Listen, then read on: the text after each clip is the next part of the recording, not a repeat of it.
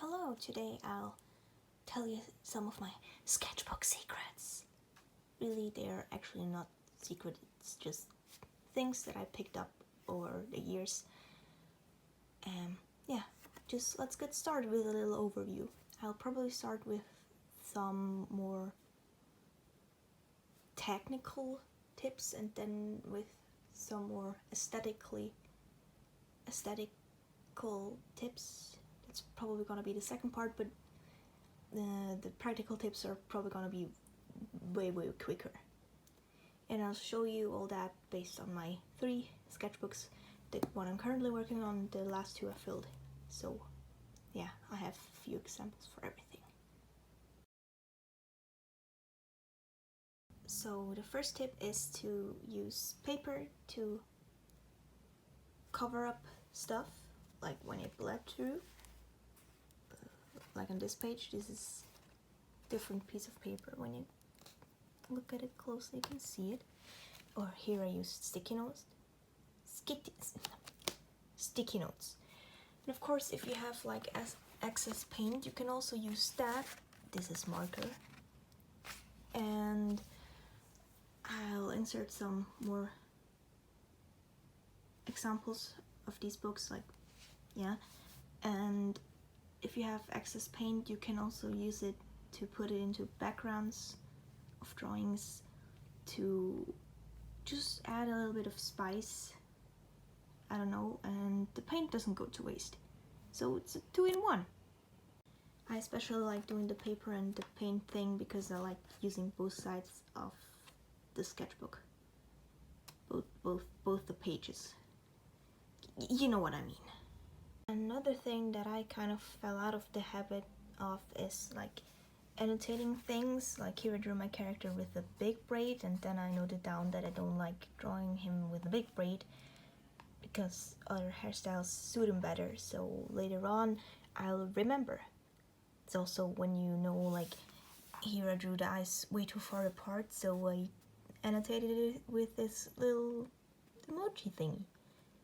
So yeah, it's really useful to like improve on things, and you also look at your drawings a little bit more critical, but don't just roast them, like give yourself some constructive criticism.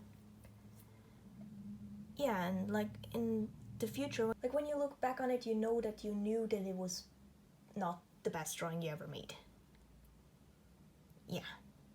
And of course, arguably one of the most important things to do in a sketchbook, besides doing like some studies and stuff, is planning. Here I planned out some ideas. Sometimes they only just stay ideas.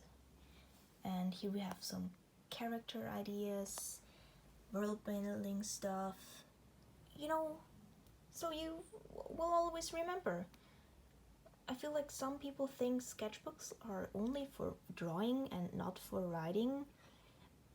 But I think if you just accumulate all the writing I did in one sketchbook, it would fill multiple pages. It's just spread out. But like, feel free to write down multiple pages back to back if it helps you. I mean, sketchbooks are here mainly to help you and your art growth. So use the damn thing. Y'all been waiting for the aesthetical part, which I think is probably why you clicked on videos. So let's get started. One thing is use color. It looks more interesting. See, sketching in colorful pen. If you like something specifically, add colorful background or shape. If you have excess paint, slap it behind some boring sketches. It elevates it. Or if you're just doing studies and you don't want your page to look as blank, just add a wash of watercolor or add some marker in the background before you start sketching on it. There's many ways you can add color in it, either like colorful paper and of doodles like that. Text is something I use a lot. You can use color pencils, erasable color pencils. There's many different brands out there. These don't erase well though. Colorful fine liners or colorful ballpoint pens is one of my favorites. Or you just use, you use like markers. Water-based, alcohol-based, doesn't matter what you have. Highlighters are markers too. And of course, watercolor. There's all different kinds of watercolors, ranging from cheap to expensive. So I use my cheaper ones for my sketchbook because it doesn't make sense to me to use my expensive ones, because one of the main differences is how they perform on paper. Is sure a difference, but I don't use watercolor paper anyway, so it's kind of crap already, so it doesn't matter anymore. And sometimes it's color payoff, but if I want like some stronger color, I can just use marker, you know. And yeah, it's also about light fastness, like how long do they keep a nice color, keep having a nice color when they're exposed to light. But since they're sketchbooks and they're closed most of the times anyways, it doesn't matter. On top of that, you don't feel like you're wasting your expensive supplies, so you can just go absolutely nuts with them. Another way to add color and just structure is like decorations. A lot of people use washi tapes, me included. But if you don't have washi tapes, it doesn't matter. You can just draw borders, like simple type of stuff, like flowers.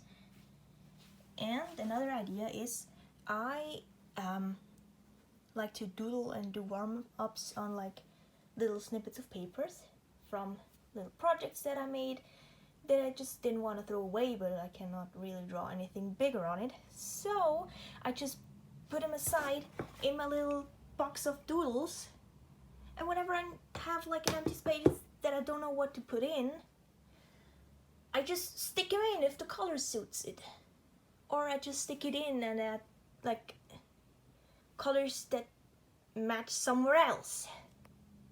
Like I said, a lot of people also like using stickers. I don't often use them, but here are a few little stickers. Or one thing that I do more often is I take a color that I've used in a page, like a marker or a pen, and then I start doodling like little hearts all over the place, or just these type of stars, because they're fairly easy to do and they bring more of the similar colors in the entire spread. So even if you draw things that don't have anything to do with each other, just by doodling in these little things, it seems more cohesive. Also little swatches like on top of here, or I mean, it's a little bit weird that they're both looking in the same direction, but this one has green in it and this one has green in it, so they don't match terribly. Wasn't actually intended. I feel like if you get used to doing little things like that, it just happens naturally. I don't know, it was at least the case for myself. One thing that I feel like you learn at first and then you kind of subconsciously do is like a more technical thing. In art there's like a rule of thirds. So everything is divided in like, well, it's actually 9 parts. I don't know why they call it thirds. Like, it's kind of the tic-tac-toe thing. When you turn on your camera, you can like, the white lines, you know what I mean?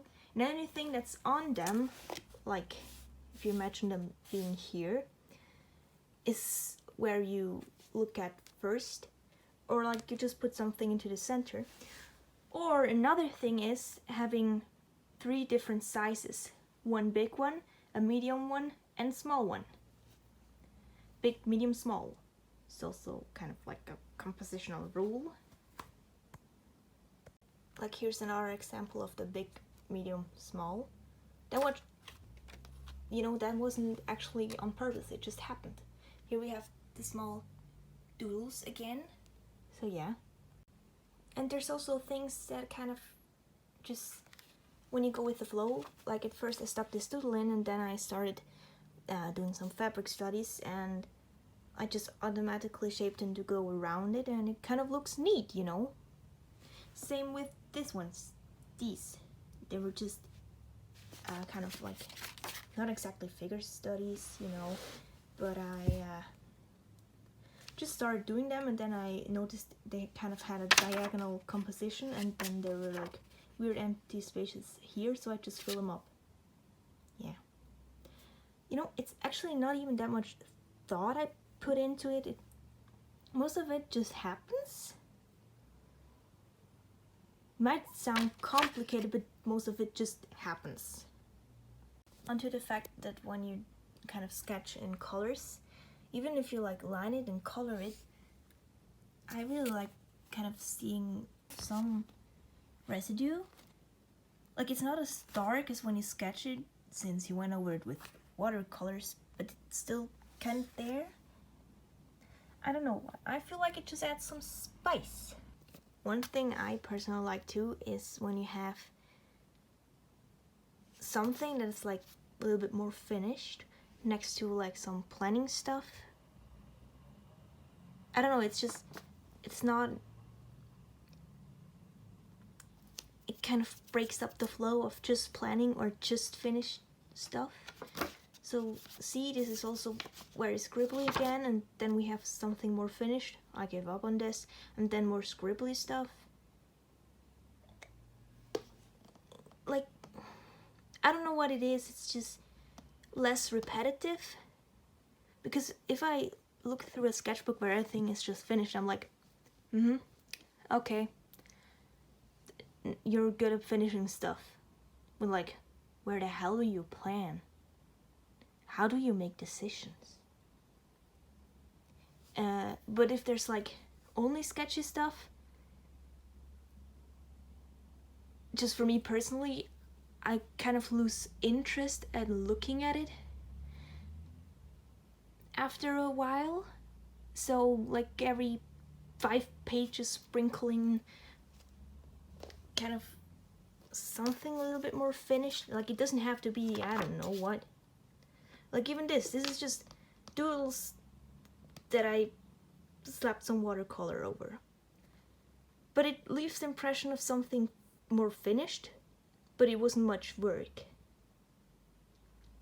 I just felt like playing around with watercolors, to be honest, but going with the flow is the best thing, because I automatically don't just sketch because I get bored of never finishing anything, but I also don't want to finish everything if I don't like the sketch, or if I'm just too lazy. So I feel like variation occurs naturally anyways. So just follow your gut, I guess. And you'll see yourself improve over time with knowing where to put what. I don't know. Anyways. So yeah, I think that was it. If you have any questions, feel free to ask them. I might answer them.